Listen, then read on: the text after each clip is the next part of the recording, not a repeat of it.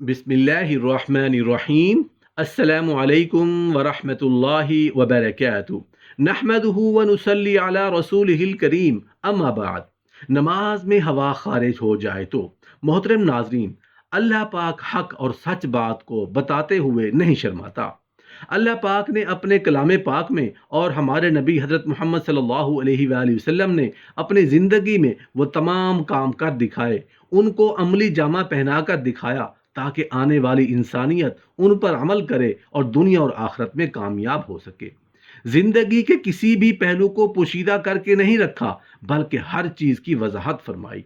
मोहतरम नाजरीन, अगर हम पहली सफ में बाजमात नमाज अदा कर रहे हैं और हमारे पीछे 3-4 सफ़े मजीद हैं और तब नमाज के दौरान हवा या री खारिज हो जाती है, तो उस सूरत में हमें क्या करना चाहिए?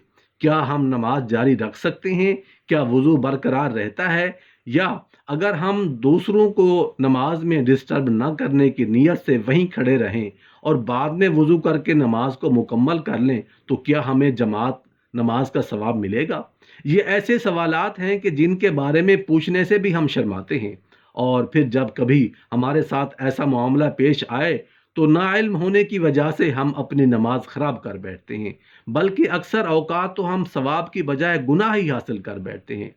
कुरान हकीम में 100 से ज़ायद मकामात पर नमाज का जिक्र आया है, जिनमें से 80 मकामात पर सरीहन नमाज का हुक्म वारिद हुआ है। जब आज़ान होती है तो हम अपना काम काज छोड़कर मस्जिद की तरफ रुजू करते हैं ताकि हम नमाज अदा करके अपने गुनाहों की बख्शिश खुदावंद करीम से करवा सकें। हदीस मुबारक में है कि अल्लाह ताला इंसान के आमाल को नहीं देखता, बल्कि अल्लाह ताला इंसान की नीयत को देखता है कि वो किस नीयत से इबादत कर रहा है। नमाज जैसे अहम फरीज़े की अदायगी के लिए बावज़ू होना और दौरान नमाज बावज़ू रहना नहायत ज़रूरी है। इसलिए हम वज़ू करके मस्जिद में नमाज अदा करने जाते हैं, क्योंकि वज़ू के बगैर नमाज अदा करना सवाब की बजाय गुनाह के ज़ुमरे में आता है। इसलिए हम जब भी मस्जिद में दाखिल होते हैं तो बावज़ू जाते हैं। नमाज के लिए ज़रूरी है कि हम जिस जगह नमाज अदा कर रहे हैं तो उस जगह का पाक और साफ़ होना भी ज़रूरी है। वहाँ रोशनी होनी चाहिए, अंधेरे में नमाज अदा करना जायज़ नहीं। हमारा जिस्म और कपड़ों का पाक होना भी ज़रूरी है। नमाज को अदा करते हुए भी हमारा वज़ू बरकरार रहना ज़रूरी है। अगर नमाज के दौरान हवा खारिज हो जाए या जिस्म के किसी हिस्से से खून बह जाए, तो ऐसी सूरत में हमारा क्या लाही अमल होना चाहिए? आइए इस बारे में कुछ वाक़यात और अहादीस मुबारका से मालूम करते हैं।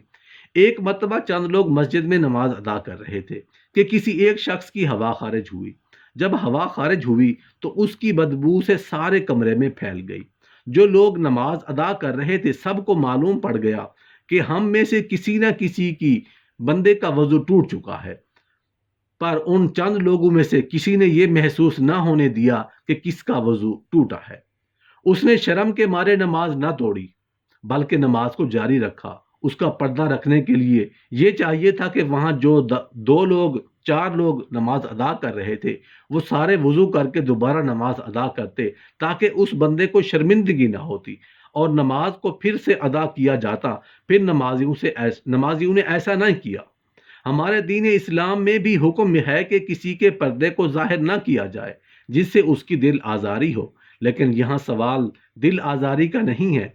रसूल अल्लाह सल्लल्लाहु अलैहि वसल्लम ने फरमाया, जब तुम में से किसी की नमाज के अंदर हवा खारिज हो जाए तो छोड़ कर चला जाए और वज़ू करके दोबारा नमाज पढ़े। इस हदीस मुबारक से मालूम हुआ कि नमाज में वज़ू टूट जाने की सूरत में अपनी जगह खड़े रहने की इजाज़त नहीं है, बल्कि वज़ू करके दोबारा नमाज में शामिल होने की तरगीब दी गई है।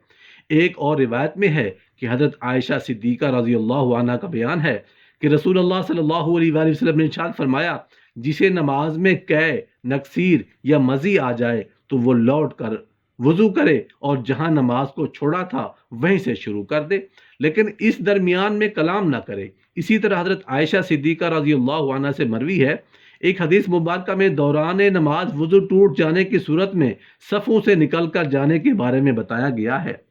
रसूल अल्लाह सल्लल्लाहु अलैहि वसल्लम ने इरशाद फरमाया, अगर कोई नमाज में बेवजू हो जाए तो वो नाक पकड़कर अलहदा हो जाए। हदीस से वाज़ेह है कि अगर कोई मुसलमान भाई बाजमात नमाज अदा कर रहा है اس کی ہوا خارج ہو جائے، چاہے وہ پہلی صف میں کھڑا ہو یا دوسری صف میں، اس کو چاہیے کہ نمازیوں سے الگ ہو جائے تاکہ اس کی بدبو سے دوسرے نمازی تنگ نہ ہوں۔ وہ دوبارہ وضو کر کے جماعت میں شامل ہو جائے، اور اگر کوئی رکعت رہ جائے تو اسے بعد میں مکمل کر لیں۔ بعض اوقات نمازی کو وہم سا ہونے لگتا ہے کہ اس کی ہوا خارج ہوئی ہے، حالانکہ کچھ بھی خارج نہیں ہوتا۔ یہ شیطانی وسوسہ ہوتا ہے جو انسان کی نماز خراب کرنے اور اس میں عدم خشوع و خضوع کے لیے پیدا کرتا ہے۔ اس لیے نمازی کو اس وقت تک نماز نہیں توڑنی چاہیے جب تک کہ اسے ہوا خارج ہونے کا یقین نہ ہو جائے۔ عبادہ بن تمیم اپنے چچا سے بیان کرتے ہیں کہ ایک شخص نے رسول اللہ صلی اللہ علیہ وآلہ وسلم کے سامنے شکایت کی کہ اسے نماز میں خیال سا آتا ہے کہ اس کی ہوا خارج ہوئی ہے، تو رسول اللہ صلی اللہ علیہ وآلہ وسلم نے فرمایا وہ نماز سے اس وقت تک نہ نکلے یا نماز اس وقت تک مت توڑے جب تک کہ وہ ہوا خارج ہونے کی آواز نہ سنے یا اس کی بدبو نہ پائے۔ حدیث سے یہ مراد نہیں کہ حکم آواز سننے کا یا پھر بدبو آنے پر معلق ہے، بلکہ مراد یہ ہے کہ ہوا خارج ہونے کا یقین ہو جائے، چاہے اسے آواز نہ بھی آئے اور بدبو نہ بھی سونگھی ہو۔ دین اسلام میں یہ حکم کسی جگہ بھی موجود نہیں کہ اگر نماز کے دوران آپ کی ہوا خارج ہو جائے تو آپ اپنی نماز کو جاری رکھیں۔ اگر آپ ایسا کرتے ہیں تو آپ ثواب کی بجائے گناہ کو حاصل کر رہے ہوتے ہیں۔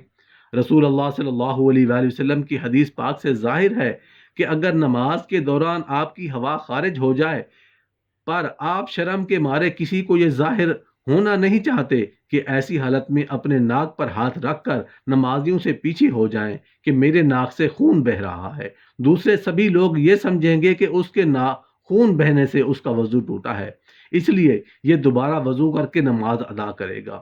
اس سے اس بندے کی عزت بھی رہ جائے گی اور نماز بھی ادا ہو جائے گی۔ ناک سے خون بہنے، ہوا خارج ہونے، قے آنے، یہ سب صورتوں میں وضو ٹوٹ جاتا ہے۔ اگر ایسا ہوا تو نمازی کو دوبارہ سے وضو کر کے جماعت کے ساتھ ملنا چاہیے، جو رکعت باقی رہ جائے اس کو بعد میں ادا کرنا چاہیے۔ کچھ لوگوں کو یہ بیماری ہوتی ہے کہ ان کو بار بار ہوا خارج ہوتی ہے، ان کے ناک یا جسم کے کسی حصے سے خون بہتا رہتا ہے، شوگر کی وجہ سے پیشاب کے قطرے مسلسل گرتے رہتے ہیں، تو ان لوگوں کے لیے حکم ہے کہ وہ ہر نماز سے پہلے تازہ وضو کر کے نماز ادا کریں۔ اگر ابھی وضو کیا ہے اور نماز کے لیے کھڑے نہیں ہوئے اور ہوا خارج ہو گئی ہے یا اس کو قے آ گئی تو پھر دوبارہ سے وضو کر کے نماز کے لیے کھڑے ہو جائیں۔ اگر وہ ایسا نہیں کرتا تو اس کی نماز قبول نہیں ہوگی۔ یہ بھی یاد رہے کہ اگر اخراج ریح کا تقاضا ہو تو ریح کو بمشقت روک کر نماز مکمل کرنا مکروہ تحریمی ہے۔ البتہ اگر نماز قضا ہو رہی ہو تو نماز قضا کرنے کی بجائے ریح کو قابو کر کے نماز مکمل کرنا بہتر ہے۔ اللہ جل شانہ سے دعا ہے کہ وہ ہمیں 5 وقت نماز باجماعت اہتمام کے ساتھ باوضو ادا کرنے کی توفیق عطا فرمائے اور مجھ سمیت ہر فرد کی غلطیوں کوتاہیوں کو معاف فرمائے اور رسول اللہ صلی اللہ علیہ وآلہ وسلم کی سنتوں پر عمل کرنے اور ان کا دیدار نصیب فرمائے۔ یا اللہ، ہم مانتے ہیں ہم گنہگار ہیں لیکن ہم کمزور ہیں۔ یا اللہ، تو پاک ہے، تیری صفات بھی پاک ہیں اور تو بہت طاقتور اور بڑی قدرت والا ہے۔ یا اللہ، تیری رحمت ہمارے گناہوں سے بڑی ہے۔ یا اللہ، اپنی رحمت سے ہمیں بخش دے، معاف فرما دے۔ آمین یا رب العالمین۔